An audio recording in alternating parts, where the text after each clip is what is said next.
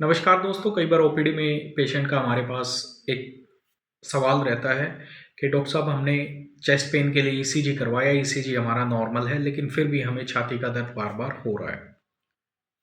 तो क्या ये हार्ट से संबंधित है या नहीं है? तो इसमें आपको कुछ चीज़ें समझने की बहुत ज़्यादा ज़रूरत है। सबसे पहले no doubt ECG is the first gold standard और early investigation, non invasive investigation है, कहीं भी अवेलेबल होती है, इमीडिएटली हम इसको करवा सकते हैं। सेकंड, ईसीजी ही गोल्ड स्टैंडर्ड या कंफर्मेटरी नहीं है हार्ट की बीमारियों के लिए, ये भी हमें ध्यान में रखना पड़ेगा। थर्ड थिंग, कई बार ईसीजी हमारा नॉर्मल आता है, इको हमारा नॉर्मल आता है, ब्लड के टेस्ट हमारे जिनको हम बात करें highly specific CRP, anti cardiolipin, then CPKMB, trop T and trop I, cardio specific, ये सारे हमारे जो हैं नेगेटिव आते हैं। इको नॉर्मल है, टीएमटी हमारी नेगेटिव, फिर भी चेस्ट पेन परसिस्टिंग है। तो अगर फिर भी हमें पता लगाना है कि हार्ट के अंदर कोई ब्लॉकेज है या नहीं है, तो गोल्ड स्टैंडर्ड जो सबसे मोस्ट इंपॉर्टेंट टेस्ट है वो है conventional angiography. Conventional angiography, angiography में भी आपको समझने की जरूरत है। एंजियोग्राफी आजकल दो तरह से आपको मिलती है।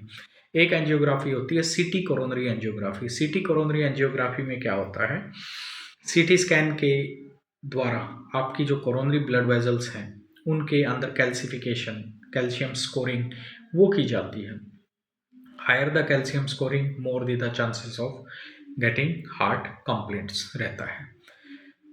लेकिन जो कन्वेंशनल एंजियोग्राफी है उसमें एग्जैक्टली आपको लीजन लोकेशन का पता चलता है, ब्लॉकेज का, वो एक गोल्ड स्टैंडर्ड है। कई बार क्या है, सीटी कोरोनरी एंजियोग्राफी भी आपकी कंफर्मेटरी नहीं होती, या फिर आपकी जो रिपोर्ट है वो इनकन्क्लूसिव होती है। इनकन्क्लूसिव मतलब हम किसी कंक्लूजन पे नहीं पहुंच पाते हैं।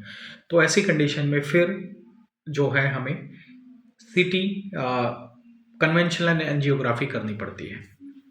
तो बेसिक टेस्ट की हम बात करें, चेस्ट पेन मतलब सीधा दिमाग में हमारे आता है सबसे पहला टेस्ट ईसीजी, दूसरा आता है इको टीएमटी। कई बार ये सारे नॉर्मल होने के बावजूद भी हार्ट की कंप्लेंट हो सकती है। यस, ईसीजी नॉर्मल होने के बाद भी हार्ट अटैक आ सकता है। यस, ईसीजी कई बार 100% जो है वो हार्ट अटैक्स को डिटेक्ट नहीं कर पाता है।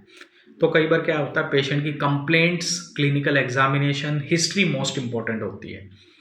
और कई बार क्या है, देखा गया है ईसीजी 3 दिन पहले हुआ था, 4 दिन पहले हुआ था, या सेम डे हुआ था, लेकिन फिर भी शाम को या अगले दिन या दूसरे तीसरे दिन हार्ट अटैक आ गया। तो ईसीजी हार्ट अटैक के लिए कंफर्मेटरी नहीं है all the time. We need other tests also along with this, so keep it in that mind and we have to conclude that. Thank you.